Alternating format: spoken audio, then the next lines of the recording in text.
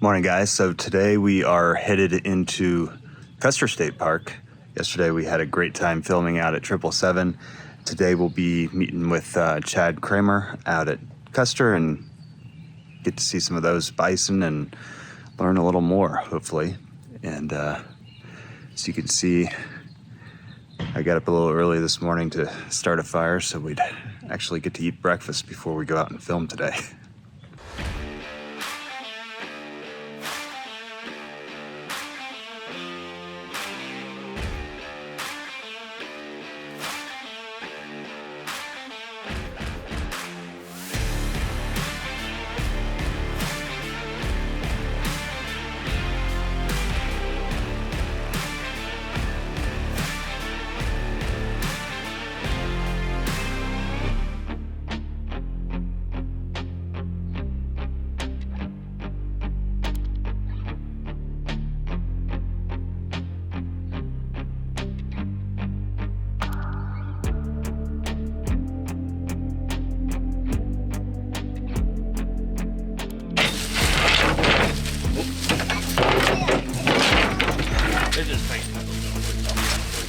Oh, he's alive. We're good.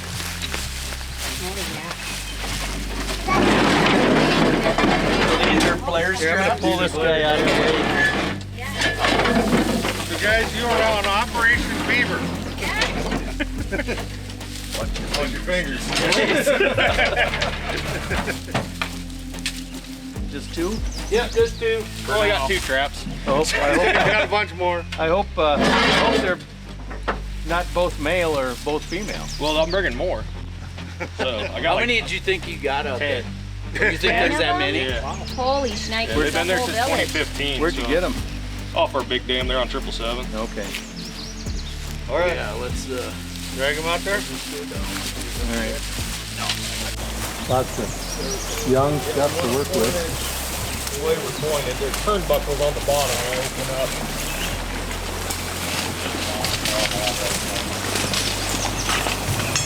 That filter completely closed. We have the same reaction. I went to flush it, and I don't even have pressure enough to flush. It's not even throwing water out the bottom of the filter. You getting them, John? But it's completely red.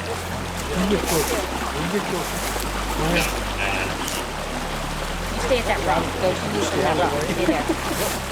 Go get that shot. Yeah, I'm good. So if I just lift this You just lift that up and he'll scoot that out. in theory. They're coming back to I still didn't hear you. You got a good video. Can you send that to me? I don't, we're all old. My bad hearing. Any and all. So just lift this. Lift that up. But yours turns out. There he goes.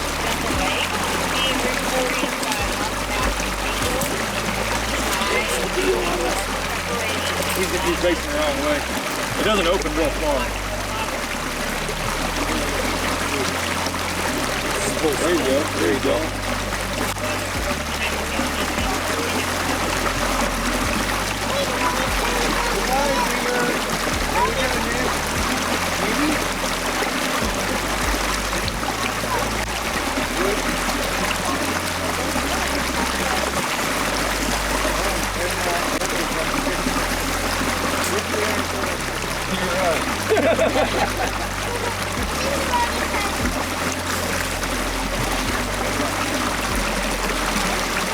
Yeah, that's about 35, 40 pounder. That's pretty decent size.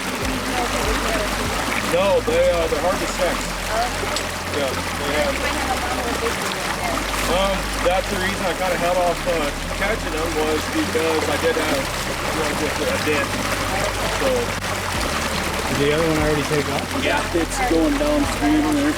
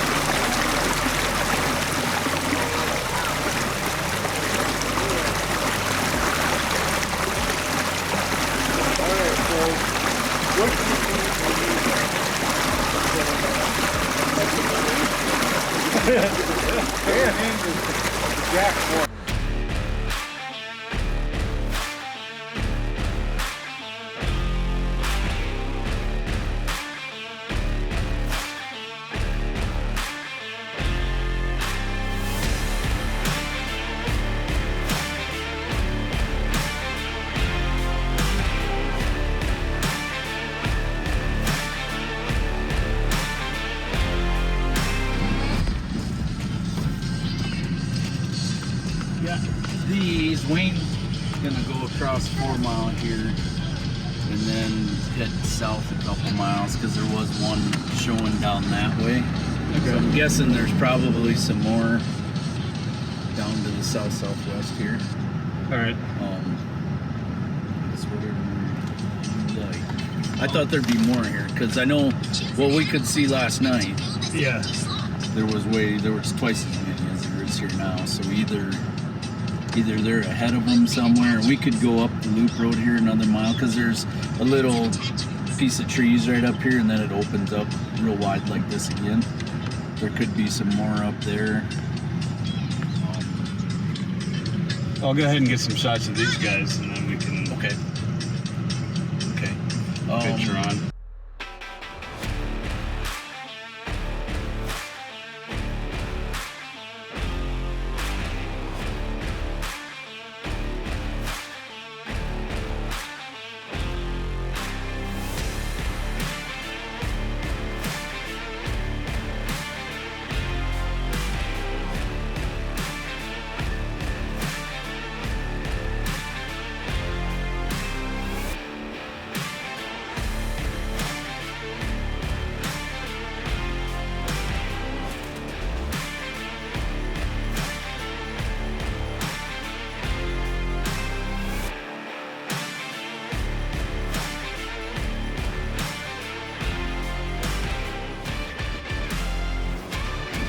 Oh, wow. Yeah, look at that. Beautiful up here. Yeah, when we found them, it sounded like those were all down in the bottom, but They've since migrated up. there's I think there's a few more just around the corner in the trees there too. Okay. South of it, so.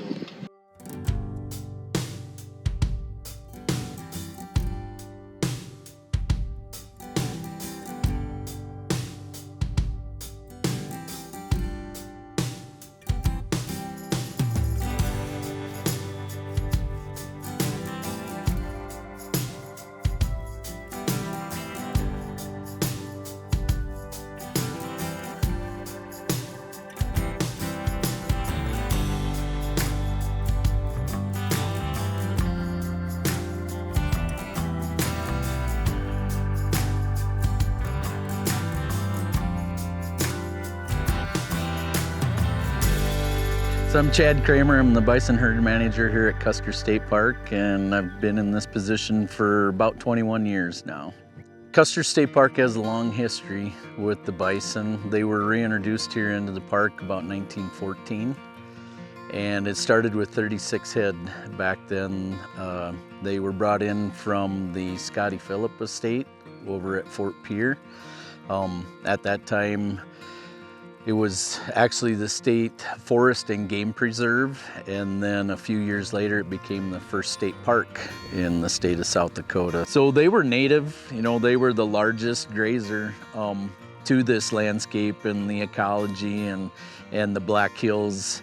As the story goes, in the late 1800s, 1880s through 1900, you know, there was people and ranchers and other officials that realized the value and the importance to them as a species and the ecology at that time, and had the foresight to save those animals and try to expand them. So, you know, Custer Park is a little over 70,000 acres total. It's about 13 miles long north to south and about 8 miles east to west.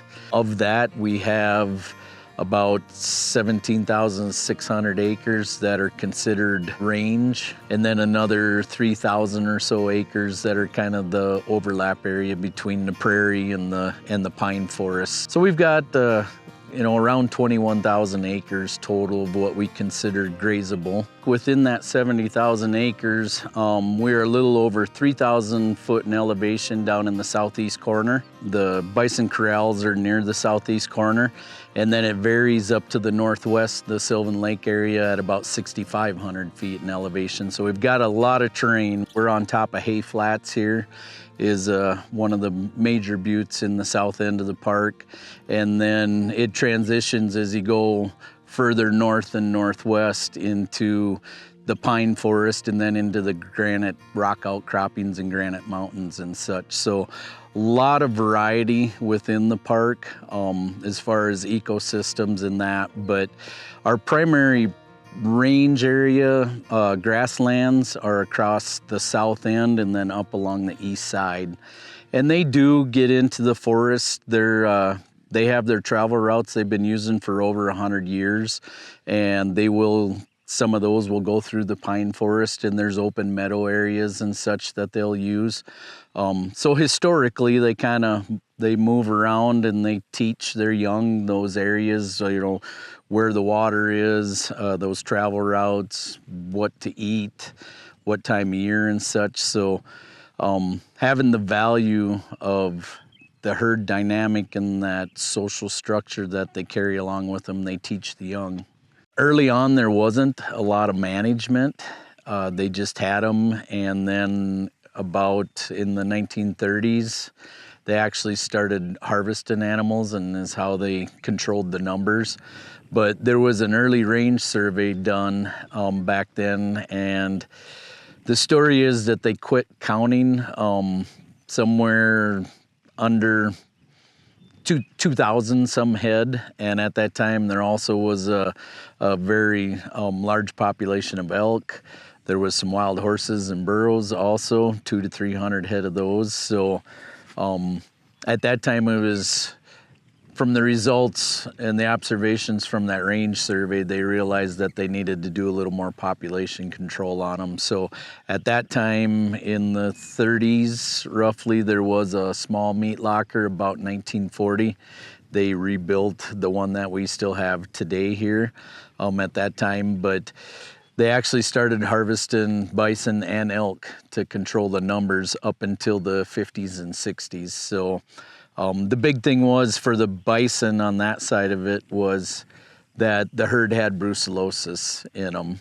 In the 1950s, there was a voluntary federal government voluntary eradication program, and the state decided to participate in that. So in about 5 years' time, through test and slaughter protocol, they cleaned that up, roughly from about 1959 through 1965. They cleaned brucellosis up and out of the herd, and then that allowed actually live sales. So we had the first live auction of bison in February of 1966, and then it changed to November that fall. So that's one thing. We have the longest running annual production of bison in the world. This coming fall will be our 58th annual. So we have a lot of history. And the other thing that happened along with that very first auction, in reading through and visiting with some of the families that were still around and are still raising bison. It actually, from what I've heard and read, was the producers that came to that first auction. They kind of got together and they said, "Hey, are we going to get organized and and like form an association, or are we just going to keep doing our own thing?" So it goes to say out there, you talk to some of the folks that have been in it for decades. Custer State Park was kind of the birthplace of the modern bison business or bison industry. That's where, folks that were raising them got together and said, "Hey, let's form an organization," which out of that actually came the National Buffalo Association. And that went on for, 30 some years. There was a National Buffalo, and then in the 1980s, there was the American Bison Association was also formed. And then in the early 90s, about the time I got into raising them, myself personally, those two associations combined in the early 90s to form our National Bison Association that we have nowadays.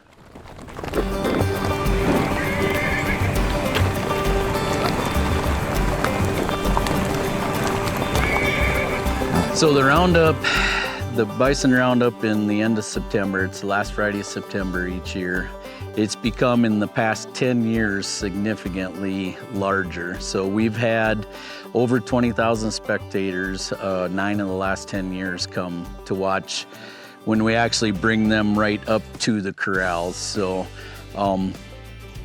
it's the Old West, the nostalgia of the Old West. We'll have up to 60 horseback riders. We divide into teams, and we've actually internally, we've staged the herd near the corrals. We do have a few fences inside of the park. That southeast corner right around the corrals is fenced separately. It's about 2,300 acres total. So a few weeks before, we'll actually start gathering the herd from wherever they are in the park and kind of start hazing them that way and stage them there for a few weeks before the big roundup event. So, and then that morning we have a couple viewing areas that people can come stand and watch. You know, it's amazed me. When I started, we maybe had, I'm guessing, about 3,000 to 4,000 spectators that came and watched, and then about 10 years ago it just exploded on us. And I've met people from all around the world, a lot of interest in, and it's the Old West. It's the iconic species, and then you got cowboys out there moving them and stuff. It's that nostalgia of that Old West.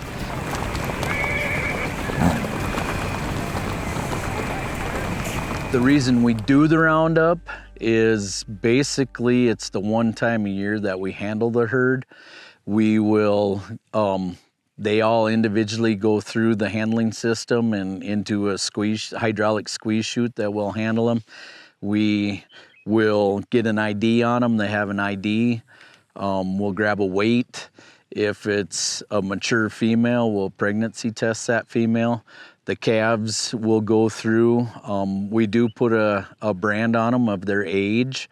That's something they've been doing for 4 or 5 decades or more. And we are adjacent to Wind Cave National Park, so it's kind of how we differentiate if we do have animals that get mixed up, so we can know that. But the calves will get a standard vaccination program, and then a weight and an ID, and we'll sex them, male or female. And then I do planning beforehand in the spring and look at our total numbers and what our herd, what the ages are, the herd makeup. So I know ahead of time, you know, what we're expecting. We're expecting about 500 calves this year. We will sell probably right around 300 of those this year, more of the males than the females. But I'll have that all planned out ahead of time. And we try to, like on the calf, it's changed a little bit over the years how we select those, but we try to be as random as we can genetically. So we do look at the weights, but it's more so a minimum weight. So if that calf was a later born calf and a young one, it's really about 300 pounds in my experience over the last 30 years. They just don't thrive as well if you take them away from mom, less than that 300 pounds. So that's kind of our criteria. And then looking at the numbers and how many we want to surplus out of that. So if we're expecting 250 bull calves and we want to sell, say 125 of them, basically every other one we're going to take off for sale and we'll keep. That'll go back out to the herd. So there's a little bit to figure those numbers out. And then on all the age classes going up, we'll just look at how many total we have of that age, decide as a herd whole, I'll take a look at that and then decide how I want to have that age structure within the entire herd. And we pick our replacements at 2.5 years of age. So our replacement females that we need, they'll get selected at 30 months age. And then the bulls typically about between 10 and 15 head of bulls at 30 months age is how many we will go back out to the herd for breeding purposes. So I get asked a lot, you know, why do we sell some, or why do we have to remove any? And even though we're such a large acreage, if you boil it right down to it, it's population control.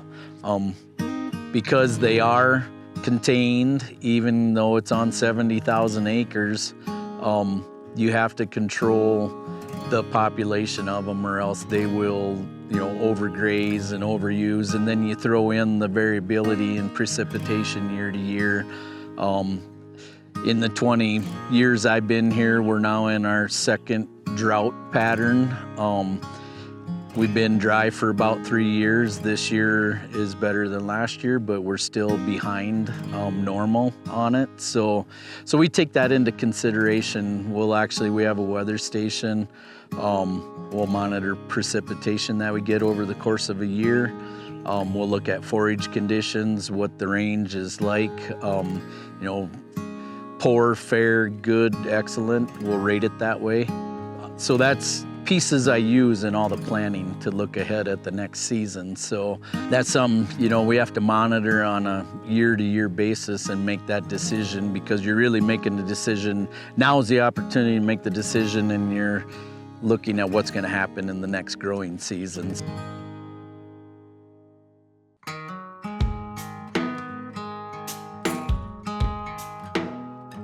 So earlier, you had an opportunity to go through our new Bison Center, which we've had just over a year now.